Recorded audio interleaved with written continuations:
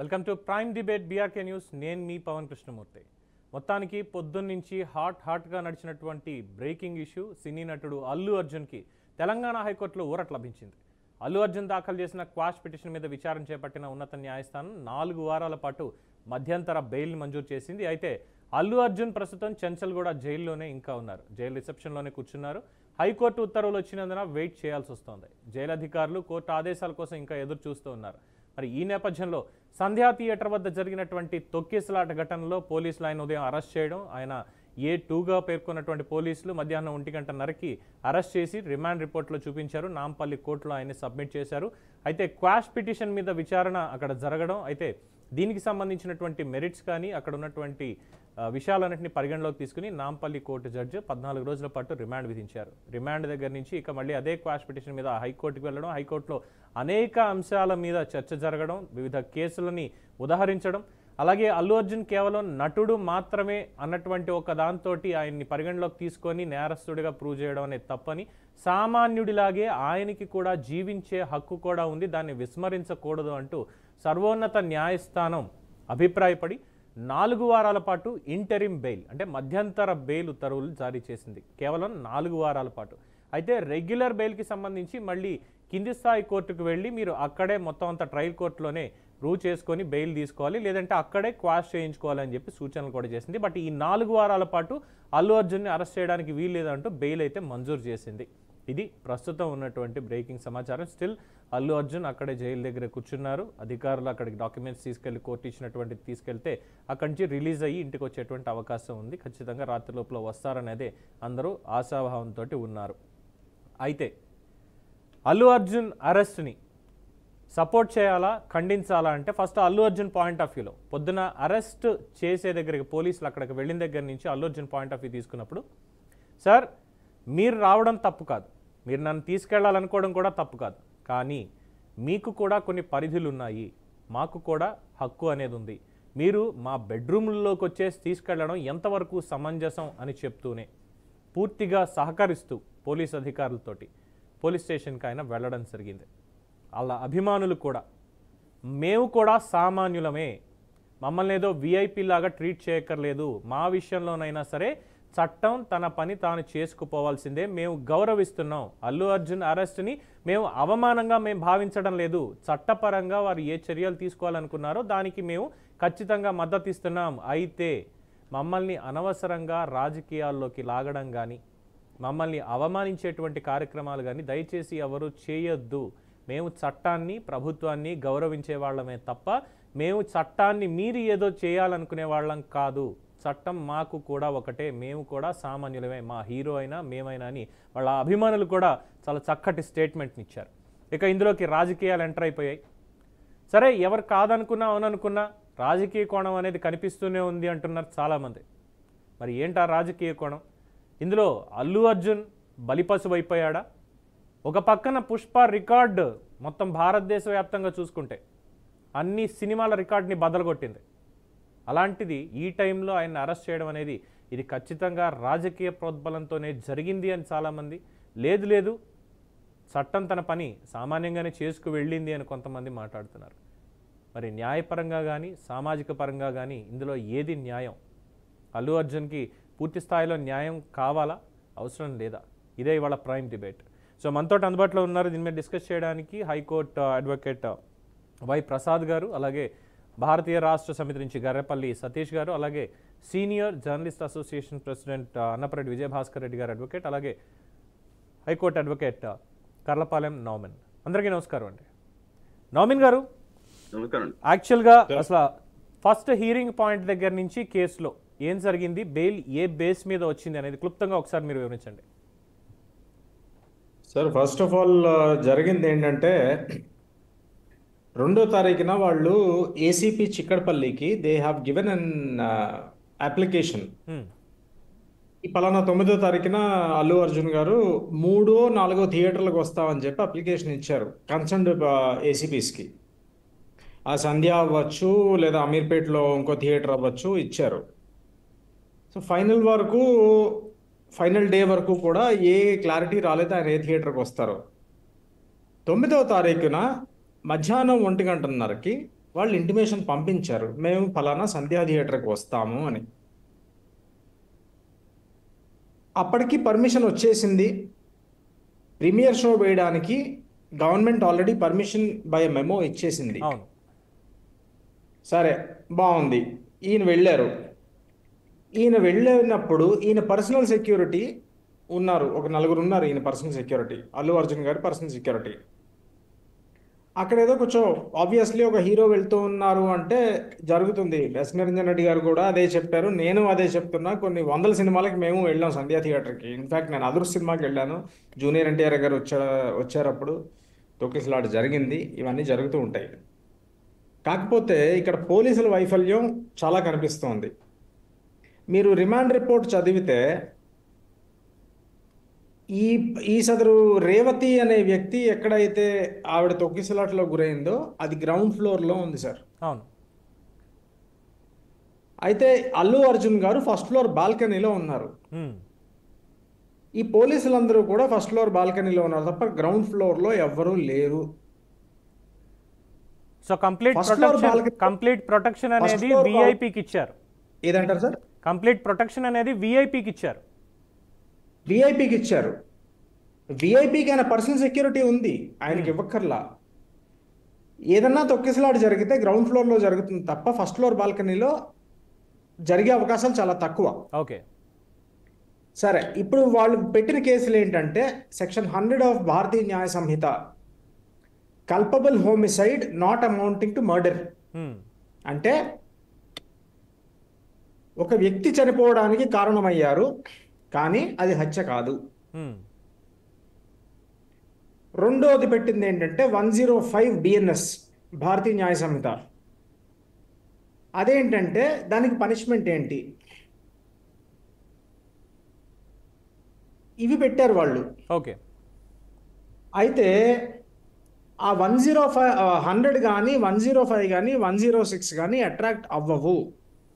ఎందుకు అవ్వవు అంటే, number 1, there has to be an intention or there has to be a knowledge of causing death. Allu Arjun గారికి ఆ రేవతి అన్న మహిళని చంపాలన్న ఇంటెన్షన్ కానీ, ఆయన వస్తే ఆవిడ చనిపోతుంది అన్న నాలెడ్జ్ కానీ లేదు. అది నిరంజన్ రెడ్డి గారు ఆర్గ్యూ చేసింది. అయితే అల్లు అర్జున్ గారు A2 కాదు సార్, ఆయన A11. Sorry, A11. yes, subject to correction. Is number 11. అయితే మీకు ఇక్కడ ఇది రాజకీయాలు ఇన్వాల్వ్ అయ్యాయి అని నేను ప్రగాఢంగా నమ్ముతున్నాను. That is my personal opinion. ఎందుకు నమ్ముతున్నాను అంటే, శుక్రవారం మధ్యాహ్నం 1 గంటకి వెళ్ళారు సార్ వాళ్ళ ఇంటికి. శని ఆది కోర్టుకి సెలవులు. శుక్రవారం మధ్యాహ్నం 1 గంటకి వెళ్ళి ఆయన అరెస్ట్ చేయాలి అంటే పొద్దున వెళ్ళొచ్చు. పొద్దున అరెస్ట్ చేస్తే మధ్యాహ్నం కల్లా పెడతారు. మధ్యాహ్నం 1 గంటకి వెళ్ళారు అంటే శని ఆదివారాలు ఆయన్ని జైల్లో పెడతాము అని ఫిక్స్ అయ్యారు గట్టిగా. దురదృష్టవశాత్తు అది కుదరలేదు. 12:30 1 గంటకి మెన్షన్ చేశారు కోర్టు దగ్గర. ఓకే. ఏమని, లంచ్ మోషన్ తీసుకోమని. అయితే పీపీ గారు ఏమన్నారంటే, లంచ్ మోషన్ జనరల్గా 10:30కే తీసుకుంటారు, 1:30కి లంచ్ మోషన్ ఏంటి, లేదా 12 గంటలకి 12:30కి 1 గంటకి లంచ్ మోషన్ ఏంటి అని అబ్జెక్ట్ చేశారు. కోర్టు ఏం అభిప్రాయపడిందంటే, in a catena of cases of supreme court ఏమందంటే, కొన్ని చట్టాలు వర్తించినప్పుడు, ఈ అఫెన్సెస్ మీకు వర్తించినప్పుడు 1 day is a lot of days. Correct. ఒక్కరోజు కూడా జైల్లో ఉండడానికి వీలు లేదు మీ తప్పు లేనప్పుడు అని సుప్రీంకోర్టు చాలా కేసుల్లో అభిప్రాయపడింది. అవును, ఇంక్లూడింగ్ అర్నబ్ గోస్వామీస్ కేసు, అది కూడా ఇవాళ సైట్ చేశారు.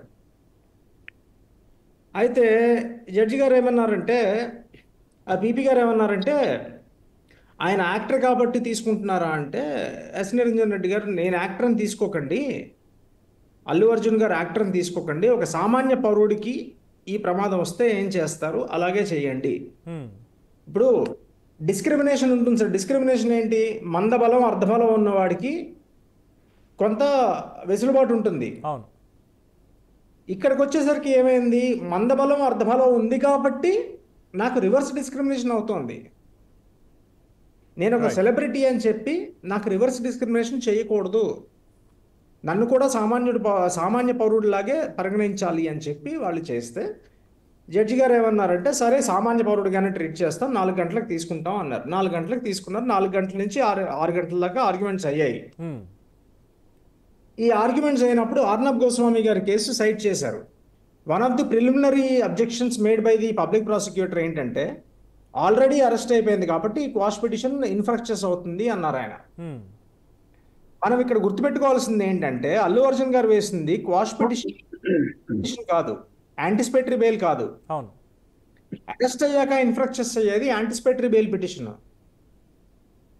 క్వాష్ పిటిషన్ అంటే ఏంటంటే అసలు ఈ కేసులో నా ప్రమేయం లేదు, నాకు సంబంధం లేదు, అసలు ఈ కేసుకి నాకు సంబంధం లేదు, ఈ కేసులో నాకు ఇంగ్రీడియంట్స్ లేవు, ఇది చెల్లదు, it is an abuse of process of law, అందుకని ఈ కేసును కొట్టేయండి అని వేస్తారు.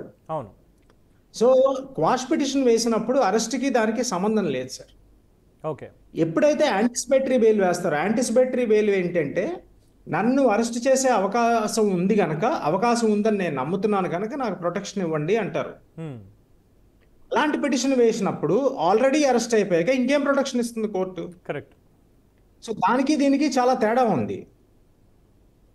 కోర్టు కూడా అదే అభిప్రాయపడింది, గౌరవ న్యాయస్థానం కూడా అదే అభిప్రాయపడింది. వాష్ పిటిషన్ వేరు, బెయిల్ పిటిషన్ వేరు. ఇది bail petition. On what merits interim bail వచ్చింది కాబట్టి ఆన్ వాట్ మెరిట్స్ ఇచ్చారు బేసిక్ గా? అంటే సామాన్యుడు అల్లు అర్జున్ కూడా ఒక సామాన్యుడే, ఆ సామాన్యుడికి జీవించే హక్కు ఏదైతే ఉందో ఇందులో కూడా అదే పరిగణలోకి తీసుకోవాలన్న పాయింట్ మీద ఇచ్చిందా? కాదు సార్, ఇంటరిమ్ బెయిల్ ఇచ్చింది ఏంటంటే వాళ్ళు పెట్టిన సెక్షన్లు ఏంటి? Okay. 100 Bharatiya Nyaya Sanhita, culpable homicide not amounting to murder. ఒక మనిషి చనిపోవడానికి కారణమయ్యాడు కానీ అది హత్య కాదు అన్న దాని మీద పెట్టారు. రైట్. ఇప్పుడు ఆయనకి ఏమిటి సంబంధం? అల్లు అర్జున్ గారికి ఉన్న సంబంధం ఏంటి అందులో? ఓకే. ఇప్పుడు తోసింది వాళ్ళ బౌన్సర్లు. క్రిమినల్ జ్యూరిస్ప్రుడెన్స్లో వైకేరియస్ లయబిలిటీ అనేది ఉండదు సార్. అవును. సివిల్ లాలోకి వచ్చేసరికి వైకేరియస్ లయబిలిటీ ఉంటుంది. ఇప్పుడు నా ఎంప్లాయ్ ఏదన్నా తప్పు చేశాడు అనుకోండి, దానివల్ల ఎవడన్నా నష్టపోతే ఎంప్లాయర్గా నాకు బాధ్యత ఉంటుంది. అవును. కానీ క్రిమినల్ లాలో అలా వైకేరియస్ లయబిలిటీ ఉండదు. అల్లు అర్జున్ గారు వెళ్ళి థియేటర్లో కూర్చున్నారు, అంతవరకే ఆయనకి సంబంధం. కింద ఎవరో తొక్కిసలాట చేసుకుంటే ఆయనకి ఏమిటి సంబంధం? ఓకే. ఒకటి. 2, షారుఖ్ ఖాన్ గారి కేసు ఒకటి చెప్పారు. షారుఖ్ ఖాన్ గారు గుజరాత్ వెళ్తున్నారు ట్రైన్లో. వెళ్తూ ఉంటే ఒక రైల్వే స్టేషన్లో ఆగితే ఆయన స్మైలీ బాల్స్ టీషర్ట్లు విసిరారు జనాల్లోకి. ఆ స్మైలీ బాల్స్ టీషర్ట్లు విసిరినప్పుడు తొక్కిసలాట జరిగి ఆ స్మైలీ బాల్స్ టీషర్ట్లు పట్టుకోవడానికి తొక్కిసలాట జరిగి ఒక మనిషి చచ్చిపోయాడు. చచ్చిపోయినప్పుడు షారుఖ్ ఖాన్ గారి మీద కూడా ఇలాంటి కేసులే పెట్టారు.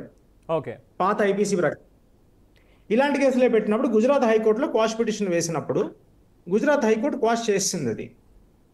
సో ఓవరాల్ గా అర్నబ్ గోస్వామి ప్లస్ షారూక్ ఖాన్ కేసు, ఇది కాకుండా పుష్కరాల కేసు, ఇవన్నీ కూడా మెన్షన్ చేశారు.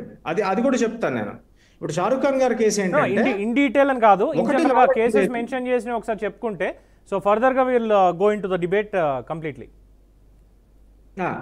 ఒకటి, ఆయనకి ఇంటెన్షన్ లేదు, ఒక మనిషి చనిపోవాలని ఇంటెన్షన్ షారూక్ ఖాన్ గారికి లేదు, ఆ నాలెడ్జ్ లేదు. ఒకవేళ టీషర్ట్లు విసిరితే తొక్కిసలాట జరిగి ఒక మనిషి చచ్చిపోతాడన్న నాలెడ్జ్ ఆయనకి లేదు. అవి లేనప్పుడు ఆ సెక్షన్లో ఆయనకి వర్తించవు అన్న దాని మీద ఆ కేసు కొట్టేసింది గుజరాత్ హైకోర్టు. ఓకే. అదొక ప్రెసిడెంట్గా పెట్టారు, నెంబర్ 1.